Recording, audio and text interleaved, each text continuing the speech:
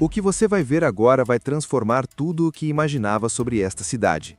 Há cerca de 3.000 anos, homens perderam a vida aqui embaixo para tornar realidade algo que parecia impossível. Encontramos vestígios, marcas, ferramentas e provas claras de como isso foi feito. E tudo começa exatamente neste ponto. Jerusalém nasceu do trabalho de homens submetidos a condições extremas. Pedreiras subterrâneas onde o ar era quase tóxico. Rampas que levavam meses apenas para permitir o transporte de uma única pedra. Eles criaram sistemas de engenharia tão precisos que conseguiam cortar rocha na escuridão total e encaixá-la com um erro menor que 1 milímetro. Neste vídeo você vai conhecer cada técnica usada e a rotina real dos construtores de Jerusalém. Como trabalhavam, como sobreviviam e como desafiaram o impossível. Jerusalém é uma das cidades mais antigas do planeta. Mas poucos sabem como ela foi fisicamente erguida desde o início. Este vídeo não fala de reis nem de batalhas. Ele fala de pedra, esforço humano e engenharia levada ao limite. Imagine estar ali, 3.000 anos antes de Cristo. Um povo guerreiro, os jebuseus, observam uma colina estreita cercada por vales profundos e decide: é aqui que vamos construir nossa cidade. O desafio era enorme. O terreno era inclinado, rochoso, exposto e hostil.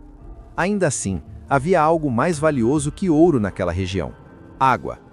Antes de tudo, porém, precisavam se proteger. Eles começaram levantando as primeiras muralhas.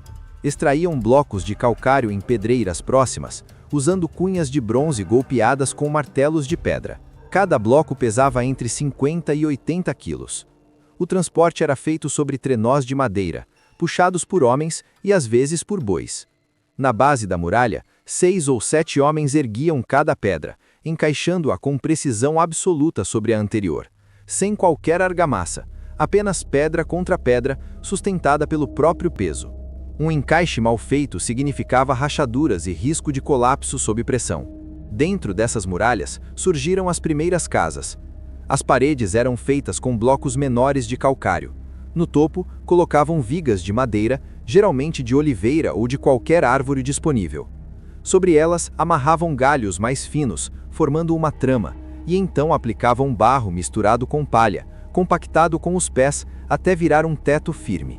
No inverno, porém, a chuva amolecia tudo. As famílias precisavam subir ao teto e compactar novamente o barro, ou a casa simplesmente começava a se desfazer. As ruas eram estreitas, em forma de degraus talhados diretamente na rocha. A inclinação da colina era tão acentuada que não havia caminhos planos. Visitar um vizinho era como escalar a própria cidade. Levar água ou comida exigia subir e descer esses degraus inúmeras vezes todos os dias. Foi então que buscaram o recurso mais precioso. A fonte de Gion ficava na base da colina e era a única nascente permanente de água viva, naquela região desértica. Foi ela que levou os jebuseus a escolher aquele terreno tão hostil. Mas isso trouxe o primeiro grande problema estratégico. A nascente estava fora das muralhas. Qualquer inimigo poderia cortar o acesso e vencer a cidade pela sede. A solução foi ousada. Cavaram um poço vertical, atravessando 13 metros de rocha calcária até alcançar a nascente por baixo. Homens desciam até 40 metros na escuridão total, presos a cordas feitas de fibras vegetais, levando picaretas de bronze e tochas alimentadas por óleo. Assim, garantiram acesso à água de dentro da cidade. Mas água, muralhas e casas resolviam apenas o essencial. O próximo desafio seria ainda mais cruel. Como criar espaço onde só havia abismo? Ter água solucionava a sede, mas agravava o problema da falta de área para crescer. A colina tinha pouco mais de 100 metros de largura. Cabiam algumas casas e as muralhas, nada além disso. Se a cidade se expandisse, precisaria de um espaço que simplesmente não existia. A resposta não foi crescer para cima, mas avançar para os lados, sobre o precipício. Os jebuseus desenvolveram uma técnica que hoje chamamos de Milo, uma gigantesca obra de terraplanagem. A ideia era erguer enormes estruturas de contenção na lateral da encosta, verdadeiras caixas de pedra, feitas com blocos de calcário que depois seriam preenchidas com toneladas de entulho e terra. No papel parece simples, mas na prática era extremamente perigoso. Primeiro, era preciso construir essas paredes diretamente na encosta íngreme, sem qualquer superfície plana. Os homens trabalhavam em ângulos de até 45 graus, equilibrando blocos de pedra extremamente pesados enquanto tentavam não escorregar encosta abaixo. Se um bloco escapasse, rolava levando tudo o que estivesse no caminho. E havia um detalhe crucial. Essas paredes precisavam resistir à pressão de toda a massa de terra empurrando para fora. Se surgisse uma rachadura, toda a terraplanagem poderia ceder, destruindo as construções acima. Mas o pior desafio ainda estava por vir. Preencher aquelas estruturas com terra era relativamente simples. O verdadeiro problema era compactar esse material. Se o solo permanecesse frouxo, a primeira chuva forte transformaria tudo em lama, fazendo as casas afundarem. Não havia escolha, a não ser usar força bruta. Provavelmente homens subiam sobre a terra recém-lançada e a pisoteavam repetidamente, dia após dia. Golpeavam o chão com troncos pesados, molhavam a terra, esperavam secar e voltavam a pisar, repetindo o processo até que o solo ficasse duro quase como pedra. Era um trabalho exaustivo, e só existia uma forma de saber se daria certo: construir por cima e aguardar a próxima chuva. Se resistisse, perfeito. Se não, toda a terraplanagem deslizaria a encosta abaixo, desaparecendo no fundo do vale. Funcionou. As estruturas de contenção suportaram a pressão. Jerusalém finalmente ganhou espaço para crescer. Mas essa expansão exigia matéria-prima em escala colossal. Pedra. Muita pedra. E a maior parte de Jerusalém não foi construída sob a luz do sol. Ela foi arrancada das entranhas da terra, tonelada após tonelada. Mas de onde vinha tudo isso? Não havia montanhas destruídas ao redor da cidade. A pedra de Jerusalém vinha de um lugar que poucos imaginam, debaixo da própria cidade. No subsolo existiam cavernas imensas. Hoje são conhecidas como as Cavernas de Zedequias, mas naquela época eram as pedreiras da cidade. Túneis escuros que se estendiam por centenas de metros. Foi dali que Jerusalém nasceu, bloco a bloco. Trabalhar no subsolo, porém, trazia desafios únicos. O primeiro era a escuridão. Os homens desciam munidos de tochas de óleo, que produziam uma luz fraca e amarelada, iluminando apenas alguns passos à frente. Havia também uma particularidade fundamental do material. O calcário de Jerusalém, conhecido como meleque ou pedra real, tem uma característica química especial. Enquanto permanece no subsolo úmido, é relativamente macio. Pode ser talhado com ferramentas de bronze sem grande esforço. Mas ao ser exposto ao ar seco da superfície, endurece rapidamente, tornando-se extremamente resistente. Por isso, os construtores precisavam cortar e moldar cada bloco ainda lá embaixo, aproveitando essa fase mais maleável. O método de corte era pura engenharia. Primeiro marcavam a rocha, depois abriam fendas estreitas com cinzéis. Em vez de quebrar a pedra à força, usavam princípios físicos. Inseriam cunhas de madeira seca nas fendas e as molhavam. A madeira inchava com a água, gerando uma pressão tão intensa que a rocha se partia sozinha, quase silenciosamente. Mas o maior pesadelo das pedreiras era o ar. Cada golpe de cinzel liberava uma nuvem fina de pó de sílica, praticamente pó de vidro. Em um ambiente sem ventilação, os trabalhadores respiravam isso constantemente. A tosse era permanente. Muitos, sem dúvida, adoeciam, perdiam a visão ou sofriam com problemas respiratórios graves, sem contar o risco constante de desmoronamentos. Quanto mais pedra extraíam, mais o solo que sustentava a cidade lá em cima se tornava oco. Ainda assim, continuavam cavando, porque na superfície estava sendo preparada a construção mais importante da história de Israel. E essa obra obedecia a uma regra sagrada que tornava tudo ainda mais difícil. No local da construção, nenhuma ferramenta de ferro poderia ser ouvida. Tudo precisava chegar pronto, vindo da escuridão das pedreiras. Lá em cima, o Templo de Salomão começava a tomar forma. Era o maior canteiro de obras de Israel, mas também o mais silencioso. A Bíblia, em 1 Reis, é clara. Nenhum martelo, cinzel ou machado de ferro podia ser usado ali. Não era figura de linguagem, era literal. Agora imagine o desafio. Como encaixar blocos de várias toneladas sem poder dar uma única martelada para corrigir um detalhe? A resposta exigia precisão extrema. Cada pedra precisava sair da pedreira totalmente finalizada, cortada, medida e pronta para encaixar. Se um bloco chegasse ao topo da colina e estivesse errado por milímetros, não havia solução. Era descartado. Meses de trabalho perdidos. Para evitar isso, os construtores provavelmente adotaram um sistema rigoroso de marcação. Cada pedra recebia símbolos ou marcas ainda no subsolo, indicando exatamente sua posição no enorme quebra-cabeça da construção. Mas transportar blocos prontos trazia outro risco. As quinas e arestas vivas são frágeis. Qualquer impacto durante o trajeto podia lascar a pedra e comprometer o encaixe. A solução foi engenhosa. Eles deixavam as bordas dos blocos levemente salientes e inacabadas, criando uma espécie de moldura protetora natural. Essas bordas, hoje chamadas de almofadadas, absorviam os choques do transporte. No encaixe final, não havia argamassa, nem blocos, as juntas ficavam praticamente invisíveis. Não passava nenhuma folha de faca. O sistema funcionou. O templo subiu em silêncio absoluto, como um lego gigante montado por mãos humanas. Mas nas fundações, a engenharia enfrentava um inimigo maior: gravidade. Nas fundações do templo, encontramos blocos de calcário que desafiam a lógica. Alguns com 4, 5 metros de comprimento, pesando estimadas 500 toneladas. Isso é mais pesado que um Boeing 747 cheio. E precisavam tirar isso da pedreira e levar até o topo da colina sem guindastes hidráulicos. Cordas comuns arrebentariam. Guindastes de madeira da época virariam palitos de dente. Levantar essas pedras estava fora de questão. A única solução era não levantar. A teoria mais aceita é que eles subiam o chão, construíam rampas gigantescas de terra batida e cascalho, com inclinação muito suave, estendendo-se por centenas de metros. A ideia era arrastar a pedra, não levantá-la. Mas preparar essa rampa já era uma obra faraônica. Se a terra estivesse solta, o bloco de 500 toneladas afundaria e travaria. Então voltamos àquela técnica brutal: compactação manual. Semanas de homens batendo terra até ela virar piso duro.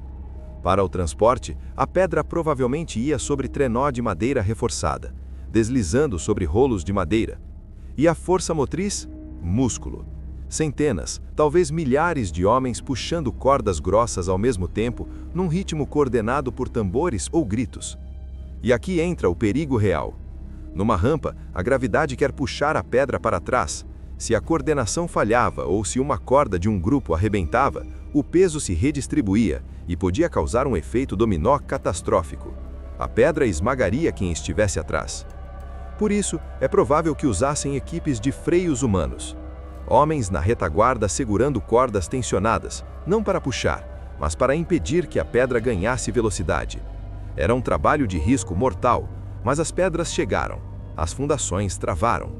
Porém, Jerusalém tinha outro problema. Israel é um deserto rochoso. Não existiam árvores capazes de cobrir vãos tão grandes. A solução estava a centenas de quilômetros do outro lado da fronteira. O templo tinha paredes indestrutíveis, mas não tinha teto. As oliveiras retorcidas de Israel não serviam para vigas. A única madeira nobre, reta e resistente o suficiente era o cedro, que crescia longe nas montanhas frias do Líbano. Salomão fechou um acordo comercial com o rei de Tiro. Israel mandaria comida, o Líbano mandaria madeira. Mas como transportar uma floresta inteira, troncos de 20 metros pesadíssimos, através de montanhas e vales? Por terra era inviável. A solução foi o mar. Os fenícios cortavam as árvores nas montanhas e as arrastavam até a costa. Lá amarravam os troncos uns aos outros, formando jangadas colossais. Eram ilhas flutuantes de madeira. A missão dos marinheiros era pilotar essas jangadas pelo Mediterrâneo até Jope, a atual Tel Aviv. O problema? O mar não perdoa. Tempestades repentinas podiam arrebentar as amarras. Se isso acontecia, meses de madeira nobre se espalhavam pelas ondas ou afundavam, levando os homens junto. Trabalhavam encharcados, com as mãos em carne viva pela sal e pelas cordas. Mas digamos que a jangada chegasse inteira a Jope. O pior começava agora. Precisavam subir a serra, arrastar esses troncos ensopados, o que os deixava ainda mais pesados. Do nível do mar até Jerusalém, a 800 metros de altitude. Foram 40 quilômetros de subida constante por trilhas de terra. Usavam bois, claro, mas a maior parte da atração era humana. Homens com cordas nos ombros, pés rachados na terra seca, puxando madeira serra acima sobre o sol. Levou anos, mas os cedros chegaram.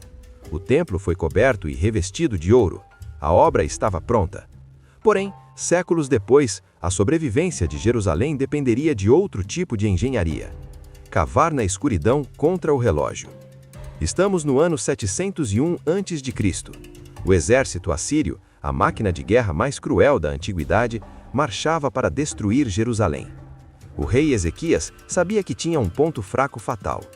A nascente de Guiom ainda estava fora dos muros. Se os assírios chegassem, bloqueariam a água e a cidade morreria de sede em dias. Ezequias precisava trazer a água para dentro, imediatamente. A ordem foi cavar um túnel novo, desviando a água da nascente para a piscina de Siloé, protegida pelas muralhas. Eram mais de 500 metros de rocha sólida e não tinham tempo. O exército inimigo estava chegando. Para acelerar o processo, tomaram uma decisão extrema. 2 frentes de trabalho cavariam simultaneamente. Uma partiria da nascente, a outra da piscina. O objetivo era se encontrar no meio, sob a montanha. O risco era gigantesco. Eles não tinham GPS, bússolas ou qualquer mapa geológico. Cavavam na escuridão total. Um erro de poucos graus no ângulo e os túneis passariam lado a lado, sem jamais se tocar. Todo o esforço seria perdido. A explicação mais aceita sobre como conseguiram se orientar envolve o som. No silêncio absoluto do subsolo, os grupos batiam na rocha e encostavam o ouvido na parede fria, tentando captar o eco distante das ferramentas da outra equipe. Cavavam em direção ao barulho. O ritmo era insano, turnos intermináveis. O ar no túnel era pesado, úmido, saturado de pó de calcário que fazia os homens tossirem e cuspir sangue.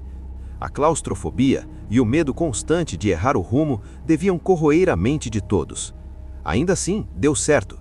Uma antiga inscrição gravada na parede do túnel registra o momento exato do encontro. Picareta contra picareta. As 2 frentes finalmente se tocaram. Pouco antes da chegada dos assírios, a água passou a fluir para dentro da cidade. Jerusalém resistiu ao cerco, mas a engenharia também tem limites. Séculos depois, quando os babilônios chegaram, trouxeram algo contra o qual a pedra não tinha defesa: o fogo e sua química destrutiva. No ano 586 a.C., o rei Nabucodonosor não veio apenas conquistar Jerusalém, veio apagar sua existência. Após um cerco prolongado, em que a fome levou as pessoas a ferver couro e arrancar raízes para sobreviver, os babilônios romperam as defesas e incendiaram tudo. Aqui entra um detalhe técnico tão fascinante quanto trágico. O fogo não apenas quebra a pedra, ele a transforma. O templo era construído em calcário e o seu teto era de cedro, uma madeira que queima em altíssima temperatura e por longos períodos. Sob esse calor intenso, o calcário sofreu calcinação. O carbonato de cálcio perdeu sua estrutura e se transformou em óxido de cálcio. Em termos simples, a pedra virou cal, virou pó. O templo se transformou em um forno colossal. Colunas e paredes que haviam levado décadas para ser talhadas começaram literalmente a se desfazer. Houve ainda um efeito colateral devastador. O ouro que revestia o interior do templo derreteu. O metal líquido escorreu para dentro das fendas das pedras. Quando as chamas diminuíram, os soldados babilônios viram o ouro preso entre os blocos. Para recuperá-lo, foram obrigados a desmontar o que restava das paredes, arrancando pedra por pedra, quebrando tudo com alavancas. Era exatamente o cenário descrito nas profecias. Não ficou pedra sobre pedra. Jerusalém virou um monte de ruínas calcinadas e permaneceu abandonada por 70 anos. Mas a história dá voltas. Um homem chamado Neemias voltaria com uma missão quase suicida: reconstruir os muros usando aquele mesmo entulho, enquanto flechas cruzavam o aro sob sua cabeça. Imagine ser um pedreiro assentando blocos, sabendo que um arqueiro inimigo pode disparar a qualquer momento. Foi assim que Jerusalém começou a se erguer novamente. Neemias voltou do exílio com um objetivo impossível: fechar todas as brechas das muralhas em tempo recorde. Os povos vizinhos, liderados por Sambalate, organizavam ataques e emboscadas diárias para impedir a obra. O primeiro obstáculo era o material. Não havia tempo para abrir novas pedreiras. Neemias teve que reutilizar as pedras queimadas do antigo entulho, blocos rachados pelo incêndio babilônico, frágeis e irregulares. Era construir com aquilo ou aceitar a destruição. A tensão no canteiro de obras era absoluta. Neemias dividiu o povo em 2 grupos. Metade trabalhava na construção, metade permanecia de guarda com escudos e lanças. E mesmo os que construíam não largavam as armas. A própria Bíblia descreve a cena. Numa mão, a ferramenta, na outra, a espada. Dormiam vestidos, com equipamentos prontos. Ninguém relaxava. Bastava o som da trombeta para todos correrem às suas posições. O desgaste físico e psicológico devia ser esmagador. Trabalhar sob o sol, com medo constante, usando pedras de má qualidade. Muitos pensaram em desistir, mas seguiram em frente por pura obstinação de sobrevivência. Em apenas 52 dias, menos de 2 meses, os muros estavam erguidos. Eram feios, improvisados, feitos de restos de destruição, mas cumpriam sua função. Jerusalém estava protegida novamente. E a cidade ainda mudaria de forma mais uma vez. Séculos depois, um governante odiado e paranoico decidiria superar tudo o que já havia sido feito ali, construindo a maior plataforma de pedra que o mundo antigo já viu. As enormes pedras que milhões de pessoas tocam hoje no Muro das Lamentações não são obra de Salomão, nem de Neemias. São obra de Herodes o Grande, um rei que matou membros da própria família, mas que foi, sem dúvida, o maior engenheiro que já pisou naquele lugar. A ambição de Herodes mudaria Jerusalém para sempre. Herodes era movido por uma ambição desmedida. Queria que o Templo de Jerusalém estivesse à altura de qualquer maravilha arquitetônica de Roma. Para isso, precisava de algo inédito, uma esplanada monumental. Sua decisão foi radical: ampliar artificialmente o monte original, praticamente dobrando seu tamanho. Para sustentar essa massa colossal de terra, mandou erguer muros de contenção gigantescos feitos com blocos de calcário tão enormes que fazem as pedras das pirâmides do Egito parecerem simples tijolos. Algumas dessas pedras chegam a pesar centenas de toneladas. Herodes também deixou sua marca registrada. Se você observar atentamente o Muro das Lamentações hoje, perceberá que cada bloco possui uma borda rebaixada. Essa moldura não era apenas estética, ela protegia as arestas durante o transporte e o encaixe e funcionava como um selo de qualidade da engenharia herodiana. O custo humano foi imenso, milhares de trabalhadores foram mobilizados. Usaram guindastes primitivos, roldanas, trenós e rampas de terra que chegaram a cobrir bairros inteiros da cidade. Mesmo assim, o resultado foi tão sólido que quando os romanos destruíram Jerusalém no ano 70 d.C., conseguiram arrasar o templo, mas não foram capazes de derrubar a plataforma construída por Herodes. Jerusalém foi destruída 2 vezes, sitiada 23 vezes e atacada 52 vezes ao longo da história, e ainda assim continuou de pé.